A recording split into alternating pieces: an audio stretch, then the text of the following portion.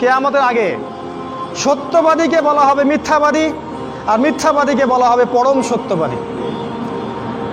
যত মিথ্যা মিডিয়ার মাধ্যমে যত মিথ্যা প্রচার করা হয়, আর আমরা গরু ছাগলের মতো মুসলিমরা এগুলা গিলি খেলে। মুসলিমদেরকে মিডিয়া বানিয়ে দিল সন্ত্রাসী এবং জঙ্গি, আর আমরা ওদের সাথে তালে তাল মিলিয়ে এই শব্দগুলো আমরাই বলি।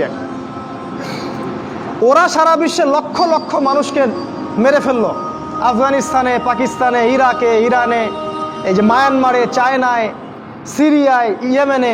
ওরা কেউ জঙ্গি না, ওরা কেউ সন্ত্রাসী না। যখন মুসলিমরা বলে আমরা কোরআন এবং সুন্নাহর উপর থাকতে চাই, আমরা আল্লাহর বিধান বাস্তবায়ন করতে চাই, তখনই আমরা জঙ্গি আর সন্ত্রাসী হয়ে যাই।